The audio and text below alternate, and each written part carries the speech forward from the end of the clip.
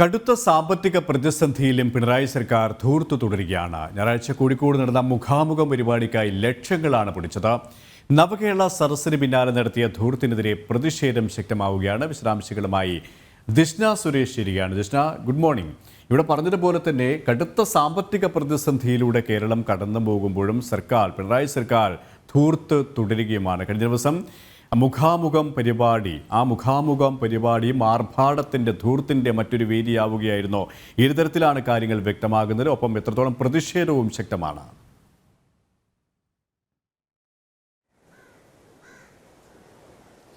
K P. Good morning. K P. സൂചിപ്പിച്ചതുപോലെ തന്നെ സംസ്ഥാനം കടുത്ത സാമ്പത്തിക പ്രതിസന്ധിയിൽ നീങ്ങുന്ന ഒരു സാഹചര്യത്തിലാണ് ഇത്തരത്തിൽ രാഷ്ട്രീയപരമായ ഒരുപാട് പരിപാടികൾ നടത്തി മുഖ്യമന്ത്രിയും മന്ത്രിമാരും അടക്കമുള്ളവർ ഒരു ആഘോഷമാക്കി മാറ്റുന്ന ഒരു സാഹചര്യമാണ് നിലവിലുള്ളത്. നവകേരള സദസ്സിൽ ഉൾപ്പെടെ വലിയൊരു വിവാദം നിലനിന്നിരുന്നു. നവകേരള സദസ്സുമായി ബന്ധപ്പെട്ട് മുഖ്യമന്ത്രിയും മന്ത്രിമാരും സഞ്ചരിക്കുന്ന ബസ്സും അതുൾപ്പെടെയുള്ള മറ്റു ചിലവുകളും ഒക്കെ തന്നെയും കണക്കുകൾ ഇതുവരെ പുറത്തുവിടാത്ത ഒരു സാഹചര്യമാണുള്ളത്.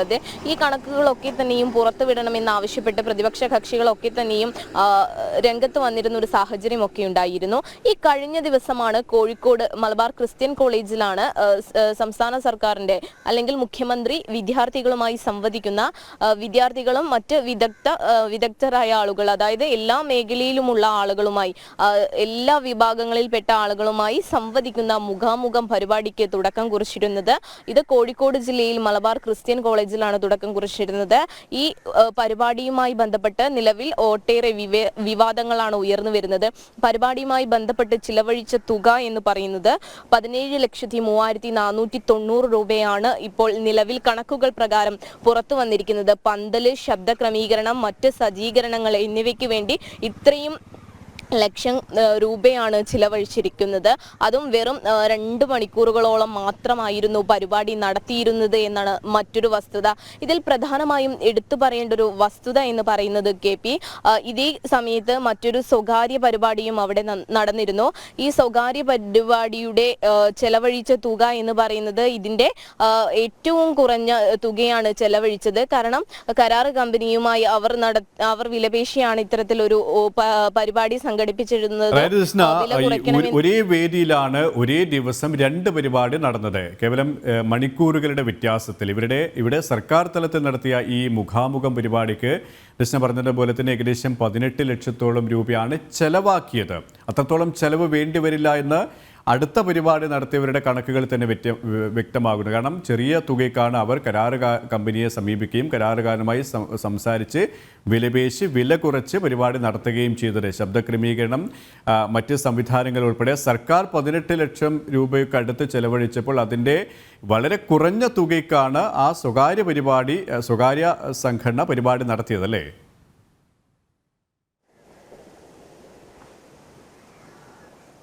തീർച്ചയായും കെ പി സൂചിപ്പിച്ചതുപോലെ തന്നെ സർക്കാർ കൊട്ടിഘോഷിച്ച് 18 ലക്ഷം രൂപയ്ക്ക് അടക്കം പരിപാടി നടത്തിയപ്പോൾ സ്വകാര്യ പരിപാടി നടന്നത് വെറും ചിലവ് കുറഞ്ഞ രീതിയിലാണ് എന്ന് നമുക്ക് വ്യക്തമായിട്ടുണ്ട്. ഇതുമായി ബന്ധപ്പെട്ടാണ് ഇപ്പോൾ പ്രതിഷേധങ്ങൾ ഉയർന്നു വരുന്നത്. ഇത്തരത്തിൽ മുഖാമുഖം പരിപാടി നടക്കുമ്പോൾ എന്തിനാണ് ഇത്രയും, അതായത് വെറും 2 മണിക്കൂർ 60 വിദ്യാർത്ഥികളാണ് മുഖ്യമന്ത്രിയുമായി ഈ പരിപാടിയിൽ സംവദിച്ചിട്ടുള്ളത്.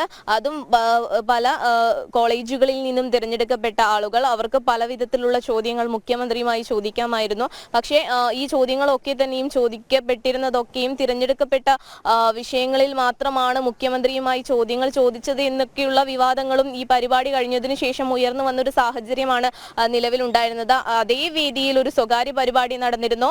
ആ സ്വകാര്യ പരിപാടിക്ക് ഈ മുഖ്യമന്ത്രിയുടെ പരിപാടിയിൽ ചെലവഴിച്ച തുകയുടെ 1/4 പോലും തുക ചെലവായിട്ടില്ല എന്ന കണക്കുകളാണ് ഇപ്പോൾ നിലവിൽ പുറത്തു വരുന്നത്. എന്തായാലും സംസ്ഥാനം കടുത്ത സാമ്പത്തിക പ്രതിസന്ധി അനുഭവപ്പെടുന്നു.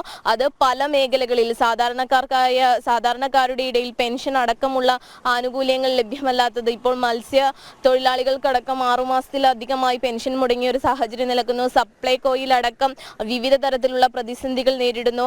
അത്തരത്തിൽ വിവിധ പ്രതിസന്ധികൾ നേരിടുന്ന സാഹചര്യത്തിലാണ് ഇത്തരത്തിലുള്ള ഒരു ആർഭാടപരമായ പരിപാടികൾ മുഖ്യമന്ത്രിയും മന്ത്രിമാരും നടത്തുന്നത് എന്ന് തന്നെ നമുക്ക് വ്യക്തമാക്കാൻ കഴിയും. പക്ഷേ ഉന്നത വിദ്യാഭ്യാസ മന്ത്രി ആർ ബിന്ദു അടക്കം പറഞ്ഞത് ഈ പരിപാടി വിദ്യാഭ്യാസ മേഖലയിൽ ഒരു പുതിയൊരു തുടക്കമാണ് ഇത്തരത്തിലുള്ള സംവാദങ്ങൾ എന്നാണ് പറഞ്ഞത്.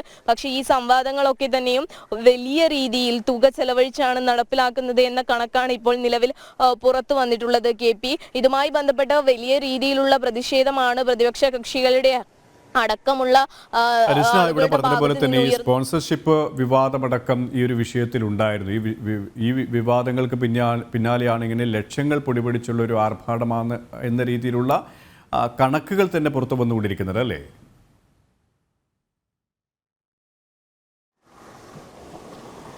തീർച്ചയായും KP സൂചിപ്പിച്ചതുപോലെ തന്നെ സ്പോൺസർഷിപ്പ് അടക്കമുള്ള വിവാദങ്ങൾ ഈ പരിപാടിയുമായി ബന്ധപ്പെട്ട് ഉയർന്നു വരുന്ന ഒരു സാഹചര്യമാണ് നിലവിലുണ്ടായിരുന്നത്. ഇതുമായി ഒക്കെ ബന്ധപ്പെട്ട് വ്യക്തമാക്കി പറഞ്ഞാൽ കുറേയേറെ തുക ഈ പരിപാടിക്ക് വേണ്ടി ചെലവഴിച്ചു എന്നതാണ് നമുക്ക് ഇപ്പോൾ അറിയാൻ കഴിയുന്നത്. അതും ലക്ഷങ്ങളുടെ കണക്കുകൾ. സംസ്ഥാന സർക്കാർ എന്തുകൊണ്ട് മറ്റു പ്രശ്നങ്ങൾ, സാമൂഹികപരമായ പ്രശ്നങ്ങൾ പരിഹരിക്കാതെ ഇത്തരം പരിപാടികൾക്ക് വേണ്ടി കോടികളും ലക്ഷങ്ങളും ചെലവഴിക്കുകയാണ് ചെയ്യുന്നത്? അത്തരത്തിൽ ജനങ്ങൾക്ക് പ്രയോജനപ്പെടാത്ത പരിപാടികൾ നടത്തുന്നു, ജനങ്ങളുടെ പ്രശ്നങ്ങൾ പരിഹരിക്കുമെന്നാണ് ഇതിലൂടെ അവർ വ്യക്തമാക്കുന്നത്. ധൂർത്ത് തന്നെയാണ് സംസ്ഥാന സർക്കാരിന്റെ ഭാഗത്ത് നിന്ന് നടന്നുകൊണ്ടിരിക്കുന്നത്. മുഖാമുഖം പരിപാടിയിലും ആ ധൂർത്ത് തുടരുക തന്നെയാണ്. കോഴിക്കോട് നിന്നും ദിസ്നിയാണ് വിശദാംശങ്ങൾ നൽകിയത്.